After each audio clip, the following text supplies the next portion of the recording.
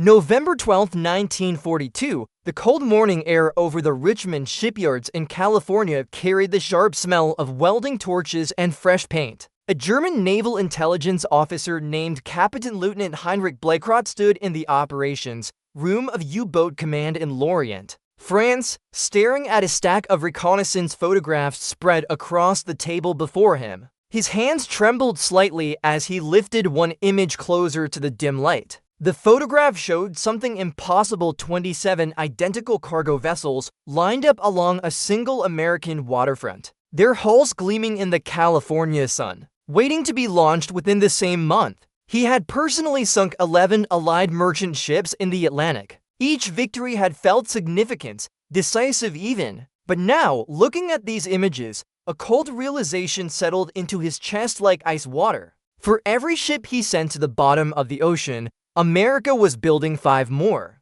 and they were doing it faster than any nation in human history. Before we dive deeper into this story of industrial might that shattered an empire's confidence, make sure you're subscribed and hit that notification bell. This is a tale of how American shipyards became the weapon that won the war before a single Liberty ship ever fired a shot. You won't believe what happens next. To understand the horror that gripped German high command in 1942, we must first travel back to the spring of 1940, when Adolf Hitler stood at the peak of his power and the world seemed to bend to his will. France had fallen in a matter of weeks. Britain stood isolated, her supply lines stretched across the Atlantic like thin threads ready to snap. The Führer's strategy was elegant in its simplicity: starve Britain into submission. U-boats, those silent hunters of the deep, would sever every maritime artery that kept the British Isles alive. Every tanker carrying fuel,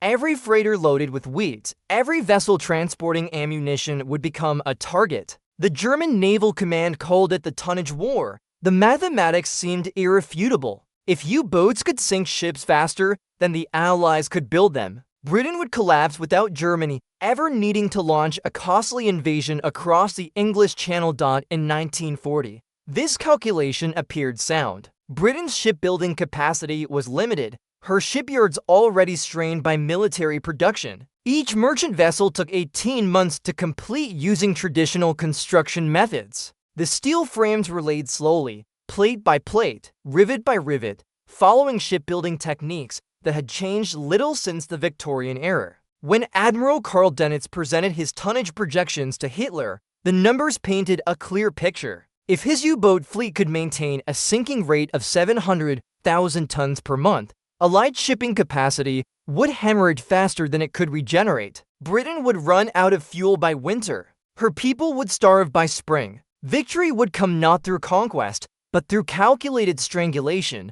But there was a variable in this equation that German intelligence had catastrophically underestimated. A variable that would transform the entire calculus of the war. That variable was America, not the America of military might, but the America of assembly lines, mass production, and industrial innovation. The same nation that had revolutionized automobile manufacturing was about to apply those principles to shipbuilding, with results that would defy everything the German high command thought possible about maritime construction. The German naval officers who studied the Atlantic campaign in 1941 approached their work with professional confidence bordering on certainty. They had trained at the finest maritime academies in Europe. They understood tonnage calculations, shipping lane vulnerabilities, and submarine warfare tactics with scientific precision. When they calculated replacement rates for light merchant shipping, they used British shipbuilding as their baseline.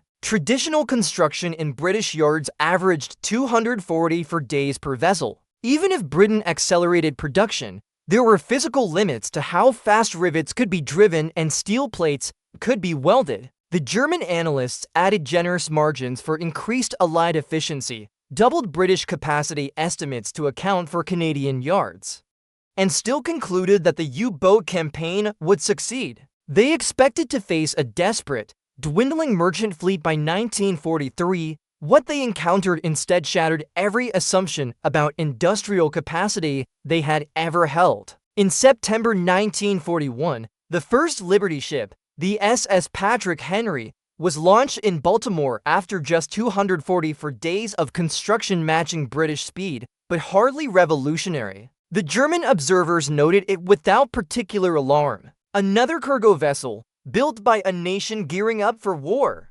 Standard procedure. But then something inexplicable began to happen. The construction time for Liberty ships started dropping. Not gradually, not incrementally, but precipitously. By early 1942, American yards were completing Liberty ships in 120 days, then 90 days, then 60 days. The reports coming back to U-Boat Command seemed like errors, impossible figures that had to be typographical mistakes or allied disinformation. In November 1942, the SS Robert E. Peary was launched in Richmond, California, just for days and 15.5 hours after her keel was laid. For days, German intelligence officers checked and rechecked the reconnaissance data. They interviewed captured American merchant sailors who confirmed the reports with casual pride, as if building an ocean-going cargo vessel in less than a week was simply what Americans did. The psychological impact on German naval planning cannot be overstated. Every U-boat commander knew the brutal arithmetic of their war. Each patrol meant weeks at sea in claustrophobic steel tubes, dodging depth charges, enduring mechanical failures, watching for destroyers that could appear without warning. The mortality rate for U-boat crews exceeded 70%. These men accepted those odds because they believed their sacrifices served a strategic purpose. They were bleeding the allies of irreplaceable tonnage. But now each confirmed kill felt meaningless. A U-boat commander could sink a fully loaded freighter, watch it go down with 10,000 tons of cargo, report another victory to Lorient, and know with sickening certainty that before his submarine even returned to port, America had already replaced that vessel and launched to more. The Liberty ship program was born from desperate necessity in 1940, when Britain stood alone and her merchant fleet was hemorrhaging under U-boat attacks.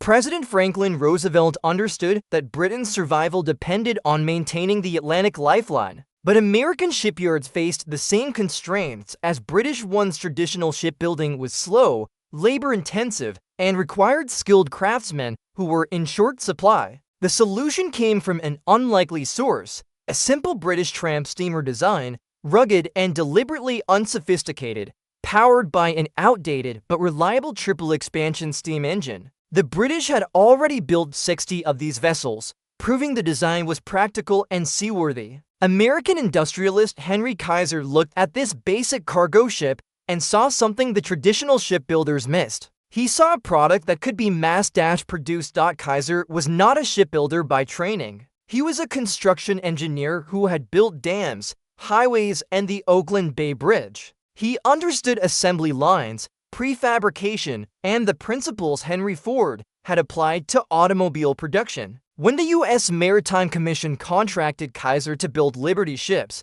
he approached the project as an industrial problem rather than a maritime tradition. Traditional shipyards built vessels from the keel up, with skilled workers fabricating each component on site. Kaiser's yards would assemble ships from pre-manufactured sections built in factories away from the waterfront. Entire hull sections, complete with wiring and plumbing, were welded together in massive assembly facilities, then transported to the slipways, where they were joined in a matter of days rather than months. This revolutionary approach required welding instead of riveting, a faster technique that many traditional shipbuilders distrusted, but which Kaiser's engineers perfected through relentless testing and standardization. The numbers tell a story that contemporaries found almost incomprehensible. In 1941, American yards launched 544,000 tons of merchant shipping. In 1942, that figure exploded to 5,339,000 tons.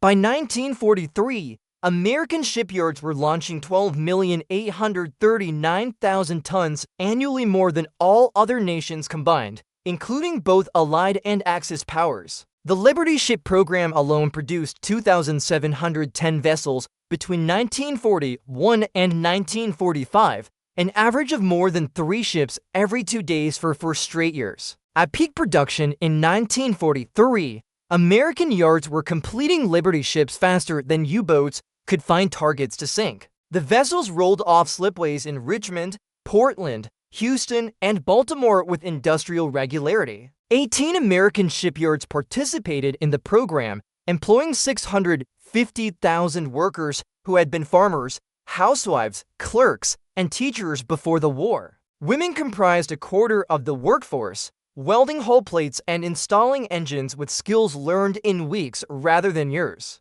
The German response to these figures evolved from disbelief to desperate calculation to something approaching existential dread. In January 1943, Admiral Dönitz was promoted to Commander-in-Chief of the German Navy, largely because of his U-boat campaign's early successes. He appeared before Hitler with updated tonnage projections that included American production figures. The meeting did not go well. Hitler refused to believe the numbers. He called them enemy propaganda designed to demoralize German forces. But Dönitz had verification from multiple intelligence sources, aerial reconnaissance, intercepted communications, and debriefings of captured American sailors. The figures were real. America was not just replacing its sunken tonnage. It was expanding its merchant fleet by millions of tons every year while simultaneously building destroyers, aircraft carriers, and escort vessels in quantities that matched Liberty ship production. The strategic implications were inescapable. Germany could not win a tonnage war against an opponent with unlimited industrial capacity. Peter Kremer,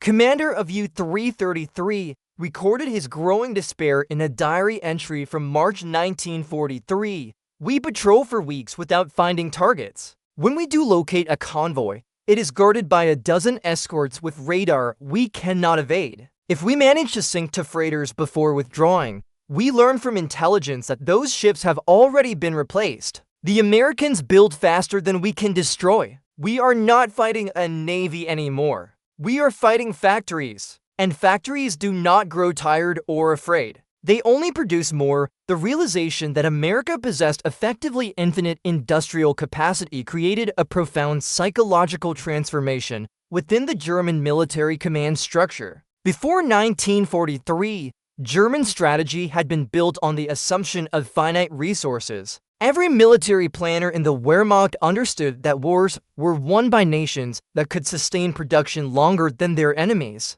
Germany had secured this advantage in Poland through speed, in France through superior tactics, and planned to achieve it against Britain through the U-boat blockade. The underlying assumption was always the same: eventually, the enemy's factories would slow, their resources would deplete, and their capacity to resist would crumble. This was how wars had always been won. This was how wars were supposed to work. Liberty ships shattered that paradigm completely. For the first time in the Second World War, German commanders confronted an opponent whose production capacity appeared genuinely limitless. The term "arsenal of democracy" had seemed like American propaganda in 1941, a rousing phrase from Roosevelt designed to boost morale. By 1943, German officers understood it was a cold statement of industrial fact. America was not straining to build weapons. It was scaling up production as casually as Detroit had once increased automobile output.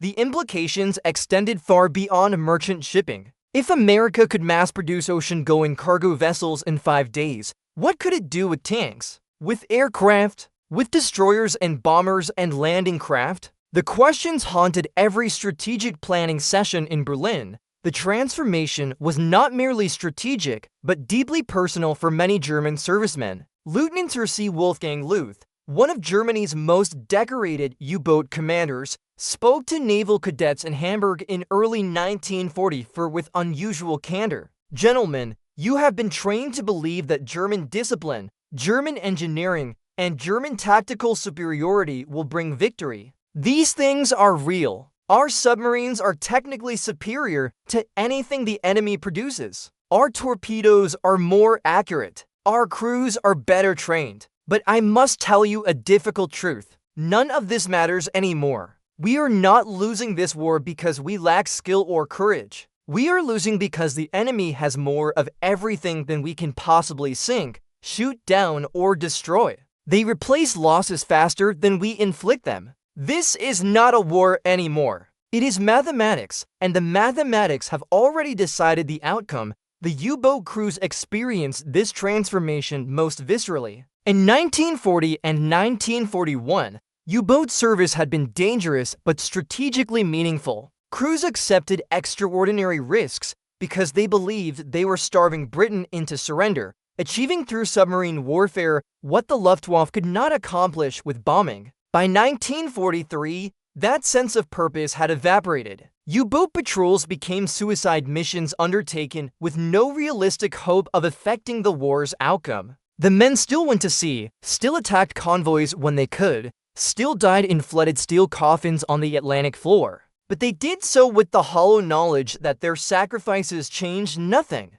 For every ship they sank, 3 more crossed the Atlantic. The convoys grew larger, the escorts more numerous, and the probability of survival declined toward zero. Patrol by patrol, boat by boat, the U-boat force was being annihilated not by superior tactics, but by overwhelming material superiority among the 2,710 Liberty ships launched during the war. Each one bore a name usually honoring American historical figures, educators, or artists. But to the German submariners who encountered them in the Atlantic, these vessels were indistinguishable. They all had the same silhouette, the same smokestack configuration, the same unlovely functional profile. The Liberty ship became a symbol in itself not of any particular vessel, but of American industrial philosophy made manifest in steel. Where German engineering prized precision and elegance, Liberty ships were deliberately crude. They were ugly, slow, and built with such haste that early models suffered from cracked holes and structural failures.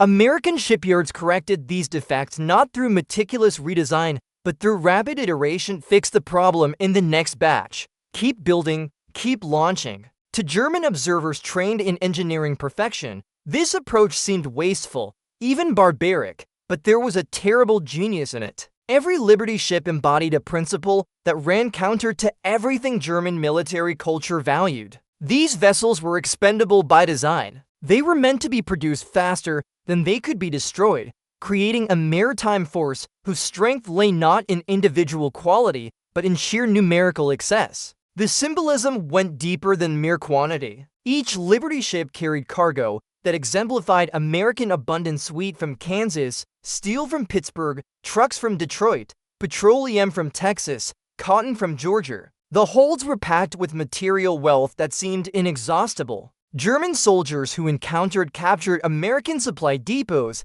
in North Africa or Italy reported findings that seemed impossible: warehouses full of tinned meat, chocolate, cigarettes, and coffee in quantities that exceeded entire Wehrmacht divisional supplies. The Liberty ships were the arteries that pumped this abundance across oceans, transforming material superiority into strategic dominance. For U-boat crews, the Liberty ship took on an almost mythological quality, a recurring nightmare that appeared on every patrol. Hans Gobler, one of the few survivors of U-505, recalled in his memoir that Liberty ships haunted their thoughts. You could sink one in the morning and encounter its identical twin by afternoon. They all looked the same, moved at the same 8 knots, carried the same cargo. It was like fighting ghosts that kept reappearing. After a while, you stopped thinking of them as ships at all. They became symbols of something we could not defeat, not courage or skill, but sheer industrial capacity. We were drowning in them. The symbolic power of the Liberty ship extended to the home front as well. American shipyard workers understood they were building weapons as surely as if they were assembling rifles. Each completed vessel represented a tactical victory in the tonnage war, a replacement for sunken Allied shipping, a guarantee that supplies would reach Britain and later the Soviet Union. The launches became public celebrations. Workers who had never seen the ocean welded hull plates, knowing their work kept soldiers fed and armed thousands of miles away. The Liberty ship was democracy's answer to totalitarian efficiency, not perfection, but overwhelming volume produced by free workers building for a cause they believed in. The last Liberty ship, SS Benjamin Warner, was launched on September 26, 1945, 3 weeks after Japan's surrender. By then, the strategic question the Liberty ships had been built to answer had already been decided. The tonnage war that Germany thought it could win was lost by 1943, not through tactical failures, but through industrial impossibility. The Liberty ships had proven a fundamental truth about modern warfare that military theorists are still studying decades later. In a total war between industrial nations, production capacity ultimately matters more than tactical brilliance. You cannot outfight an opponent who can replace losses faster than you can inflict them. Strategy becomes subordinate to manufacturing. Courage becomes overwhelmed by logistics. But the legacy of those 2,710 hastily built cargo ships extends beyond military history to something more profound about freedom and abundance. The Liberty ships were never the finest vessels ever built. Many were scrapped within years of the wars and worn out by hard service and built with planned obsolescence. Yet they achieved something no fleet of perfect ships could have accomplished. They made victory mathematically inevitable. They did this not through individual excellence, but through collective capacity, through a democratic mobilization that turned farmers into welders, housewives into engineers, and an entire industrial society into a war-winning production machine. The German commanders, who watched with horror as Liberty ship after Liberty ship crossed the Atlantic, were witnessing something that challenged their understanding of how nations compete and wars conclude. They have believed in the supremacy of the well-trained specialist, the perfectly engineered weapon, the elite force that could overcome numerical disadvantage through superior skill. The Liberty ships represented the opposite philosophy, that democratic societies, when mobilized toward common purpose, could generate material power that no amount of tactical genius could overcome. The ships were symbols of excess, of waste even, of a nation so wealthy and productive that it could afford to build vessels faster than they could possibly be sunk. In the end, the horror German intelligence officers felt as they tabulated American production figures was not merely strategic, but philosophical. They were confronting evidence that their entire worldview about national strength and military effectiveness was fundamentally flawed. They had built a war machine designed for quick, decisive victories against opponents with finite resources. They had no answer for an adversary whose resources appeared infinite, whose factories never stopped, whose production only accelerated under pressure. The Liberty ships did not win the war through firepower or tactical innovation. They won it through sheer, overwhelming, relentless capacity for years of continuous production that buried Axis naval strategy under millions of tons of standardized cargo vessels that kept coming, kept crossing, kept delivering, regardless of how many U-boats hunted them or how many torpedoes struck home. On cold nights in the Atlantic,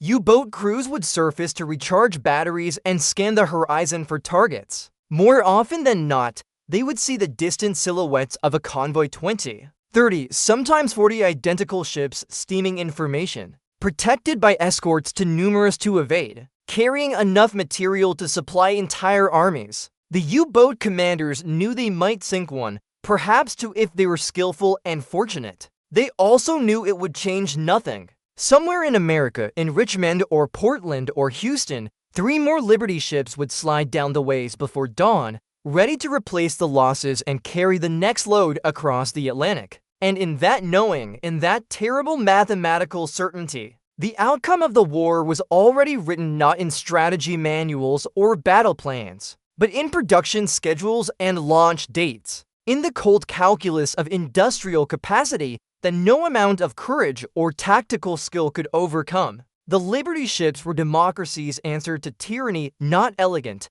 not refined, but abundant, unstoppable, and ultimately decisive. They were freedom made tangible in 10,000 tons of welded steel, crossing the ocean 3 ships at a time, every single day, for 4 years straight. Until victory was not just possible, but inevitable.